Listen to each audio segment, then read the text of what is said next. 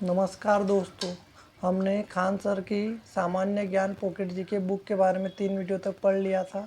हम चौथे वीडियो में पढ़ेंगे वैदिक सभ्यता के बारे में। सिंधु सभ्यता के बाद नवीन संस्कृति आई, इसके बारे में हमें संपूर्ण जानकारी वेदों से मिलती है, इसलिए इस काल को हम वैदिक सभ्यता के नाम से जानते हैं। वैदिक काल को 2 भागों में विभाजित किया गया है। ऋग्वैदिक काल 1500 से 1000 ईस्वी पूर्व, उत्तर वैदिक काल 1000 से 600 ईस्वी पूर्व। ऋग्वैदिक काल में 1500 से 1000 ईस्वी पूर्व तक था।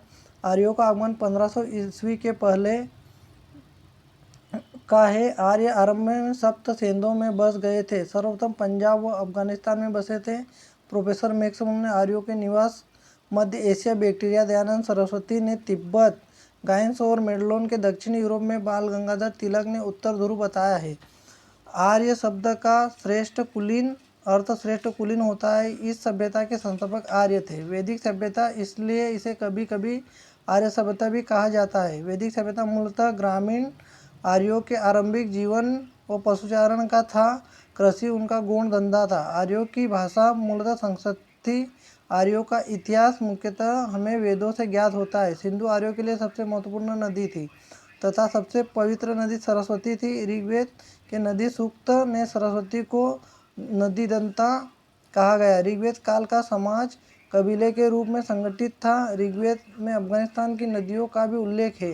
ऋग्वेद में एक पर्वतमाला मुजवंत हिमालय का उल्लेख भी मिलता है। ऋग्वेद में गंगा व सरयू नदी का उल्लेख एक बार मिलता है व यमुना नदी का उल्लेख 3 बार लिया गया है। यहाँ से क्वेश्चन आता है दोस्तों, जैसे प्राचीन नदी है उनके नाम है, आधुनिक नाम, प्राचीन नाम और आधुनिक नाम। विपाशा को व्यास कहा जाता है, सोतद्री को सतलज, अस्किनी को चिनाब, सिंधु को सिंध, सदीनारा को गंडक, कुंभा को काबुल, वितस्ता को झेलम, पुरुषणी इरावती को रावी, सुवास्तु को स्वात, कुब्र को कुर्रम, दस्तंती को सरस्वती गग्गर और गोमती को फुलर गोमल। पितृसंभाग परिवार आर्यों के कबीलाई समाज की बुनियादी इकाई थी। ऋग्वेद में आर्यों की 5 कबीले होने की वजह से उन्हें पंचजन्य कहा है।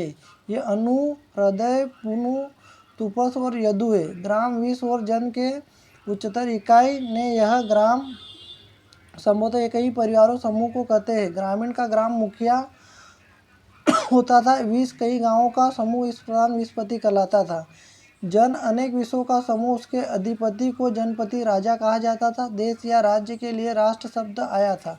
राजा का पद वंशावृत नहीं होता था। राजा को गोपति, गायों और मवेशियों का स्वामी कहा जाता था। ऋग्वेद में सेनानी, सेनापति, पुरोहित और शासकीय पदाधिकारियों थे जो राजा की सहायता के लिए थे। राजा की सहायता हेतु 12 मंत्री होते थे जिन्हें रत्नी कहा जाता था, जिसे सूत, रथकार और कर्मकार पदाधिकारी थे। पुरूप दुर्गपति होता था जिसे सैनिक कार्य करता था। स्पर्श गुप्तचर होते थे। वाजपति गोचर भूमि का अधिकारी व कुलूप परिवार का मुखिया होता था। दूत समय समय पर संधि विग्रह के प्रस्तावों को लेकर राजा के पास जाता था। विधत सर्वाधिक प्राचीन संस्था थी जो धन बंटवारा करती थी। सभा वरिष्ठ एवं कुलीन लोगों का समूह था। इसका ऋग्वेद में 8 बार उल्लेख किया गया है। समिति यह जनप्रतिनिधियों के समूह का प्रतिनिधित्व करती थी। इसके सभापति को ईशान कहा जाता था। वैदिक कालीन न्यायाधीशों को प्रशासनिक कहा जाता था। अधिकार लड़ाइयाँ युद्ध जानवरों, गायों व घोड़ों के लिए लड़ी जाती थी। युद्ध के लिए गविष्टि शब्द का प्रयोग किया जिसका अर्थ गायों की खोज। ऋग्वेद 7वें मंडल में यहाँ से बनता है क्वेश्चन दोस्तों। दशराज युद्ध का वर्णन है जो सुदास व 10 जनों के मध्य लड़ा गया था पुरुषुणी रावी नदी के तट पर, जिसे सुदास की विजय हुआ। आर्य पितृसंबंधक संयुक्त समाज, संयुक्त परिवार या समाज के थे। वैदिक चतुराश्रम व्यवस्था के अनुसार मानव जीवन को 4 आश्रमों में बांटा गया। ये 4 ब्रह्मचर्य, गृहस्थ, वानप्रस्थ एवं संन्यास है। मानव जीवन में 100 वर्ष मानते हुए प्रत्येक 25 वर्ष विभाजित किया गया है। ब्रह्मचर्य आश्रम जीवन का प्रथम चरण है जो शारीरिक विकास और अध्ययन में व्यक्तित्व के विकास को समर्पित। दूसरा गृहस्थ आश्रम जीवन और पारिवारिक जीवन को समर्पित है। तीसरा वानप्रस्थ आश्रम सांसारिक सुख और इच्छाओं से खुद को अलग करने का आध्यात्मिक और जाने में को समर्पित। और चौथा संन्यास आश्रम की पूरी तरह से विनम्र हो जाने, सारा समय ध्यान और प्रार्थना में व्यतीत करने से संबंधित है। ऋग्वेद में समाज के 4 वर्गों में था। वर्ण व्यवस्था कर्म व्यवस्था पर आधारित थी। ब्राह्मण, क्षत्रिय, वैश्य और शूद्र थे। ऋग्वेद के पुरुष सूक्त में चारों वर्णों का उल्लेख मिलता है, हालांकि 10वां मंडल में बाद में जोड़ा गया। पुरुषार्थ या जीवन के चारों लक्ष्य धर्म, अर्थ, काम, मोक्ष धर्मस्थों के अनुसार प्रचीन भारत में लोगों की रक्षा, न्याय के प्रशासन, महिलाओं की शिक्षा अधिकार था, विधवा विवाह होता था और बाल विवाह, पर्दा प्रथा, सती प्रथा जैसी बुराइयां नहीं थी। आजीवन विवाहित रहकर विद्या अध्ययन करने वाली महिलाओं को अमाजू कहा जाता था। विवाह के समय मिलने वाले उपहार को बहुत कहा जाता था। ऋग्वेद में घोषा, अपाला, सिकाता व लोपा मुद्रा विदर्भ राजन कन्या राजकुल में उत्पन्न अगस्त ऋषि की पत्नी आदि विदुषी महिलाएं थी और विशुफला एक योद्धा महिला थी। पेशों के लिए पढ़ाने वाला जीवकोपार्जन को गुरु उपाध्याय कहता था। आर्य मूलतः शाकाहारी थे और पेय पदार्थों में सोमरस का पान करते थे।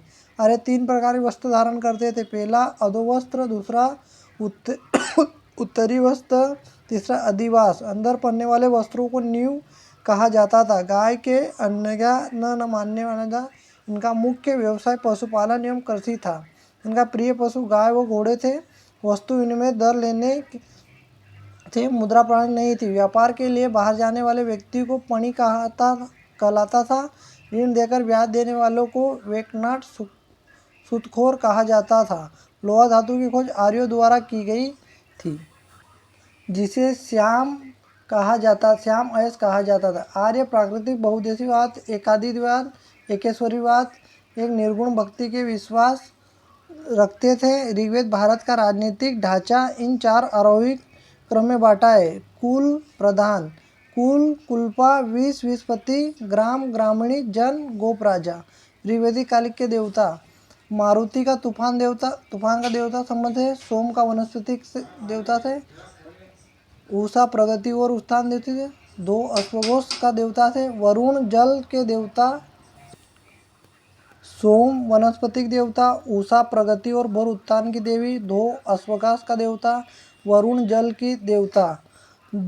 पूषण रुद्र पशुओं का देवता, इंद्र युद्ध व वर्षा का देवता, अग्नि देवता मनुष्य के बीच मध्यस्थ, अश्विनी विपत्तियों को हरने वाला देवता, विष्णु विश्व संरक्षण और पालन करता। अब उत्तर वैदिक काल 1600 ईस्वी पूर्व, जिस काल में सामवेद, यजुर्वेद एवं अथर्ववेद तथा ब्राह्मण ग्रंथों का अरण्यों एवं उपनिषदों की रचना हुई है, उसे उत्तर वैदिक काल कहा गया जाता है। उत्तर वैदिक काल 1000 ईस्वी पूर्व 6000 ईस्वी पूर्व तक। इस काल में सभ्यता का केंद्र पंजाब से बढ़कर कुरुक्षेत्र, दिल्ली और गंगा यमुना दोआब का उत्तरी भाग में आ गया था। इस संस्कृति का मुख्य केंद्र मध्य देश था। उत्तर वैदिक काल में सिंधु, उसकी सहायक नदियां सरस्वती व अफगानिस्तान की नदियों का भी उल्लेख मिलता है। राजा का पद महत्वपूर्ण, गरिमामयी एवं वंशानुगत हो गया। इस काल में राजा विशेष अवसरों पर यज्ञों का आयोजन करवाता था। राज्याभिषेक के समय राजजूस यज्ञ तथा अश्वमेध यज्ञ एक साम्राज्यवादी यज्ञ होता था। उत्तर वैदिक काल में सम्राट राजा हल चलाता था। यह रानियों के घर पर भोज के लिए जाता था। हल के सिरा व हल रेखा को सीता कहा जाता था। यह निष्क एवं गाय द्वारा व्यापार होता था। वस्तु विनिमय का प्रयोग करते थे। वैदिक काल में धनी व्यक्ति को गोमत, अतिथि को गोहता और गोहन पुत्री को दुहिता और मरुस्थल धर्म को उपजाऊ भूमि की उर्वरा अनाज को धान्य, पशुचारण योग्य भूमि को खिल्य कहा जाता था। इस काल में स्वर्ण व्यवस्था जन्म आधारित होती थी और कुल एवं गोत्र शब्द का प्रयोग होता था। उत्तर वैदिक काल में इंद्र को और अग्नि के स्थान पर प्रजापति, जो देवकुल की षष्ठी निर्माता थे, उन्हें सर्वोच्च स्थान प्राप्त हो गया। यज्ञ एक ऐसी नौका है जिस पर भरोसा नहीं किया जा सकता। यह मंडूक उपनिषद, बृहदोपनिषद में गर्गी एवं ज्ञानालक्य, याज्ञवल्क्य का संवाद मिलता है। उत्तर वैदिक काल में 1000 ईस्वी पूर्व में आसपास लोहे की खोज हुई थी तथा कौशाम्बी नगर में पक्की ईंटों का प्रयोग किया गया था। उत्तर वैदिक काल में बहुत से प्रवर्तक हुए। निष्काम कर्म सिद्धांत का प्रथम प्रतिपादन ईशोपनिषद में हुआ। संभवतः इसी काल में 2 महाकाव्यों की रचना प्रारंभ हुई। यहाँ से क्वेश्चन बनता है दोस्तों, महाभारत पुराना नाम जय संहिता व रामायण की महाभारत विश्व का सबसे बड़ा महाकाव्य है। प्रमुख दर्शन व रचयिता, इसको ध्यान से पढ़ना दोस्तों, यहाँ से क्वेश्चन बनेगा ही बनेगा। योग पतंजलि, उत्तर मीमांसा बदनारायण चवार्क, भौतिकवादी चवार्क, वैश्विक कणाद, पूर्व मीमांसा जैमिनी, सांख्य कपिल मुनि, न्याय गौतम।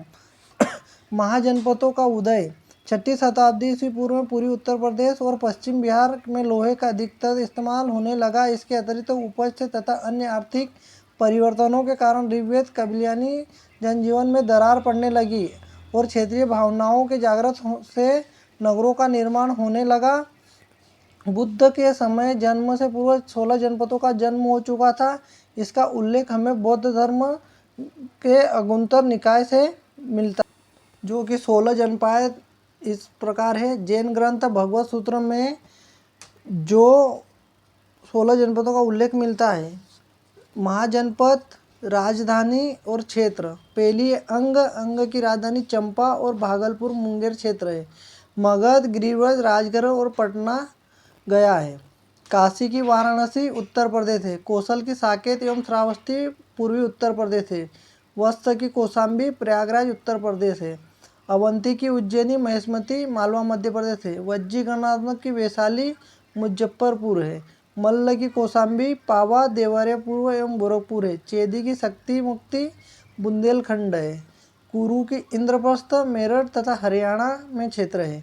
पंचाल सूरसेन की अहिछत्र कंपिल मथुरा है। पश्चिम उत्तर प्रदेश मथुरा है।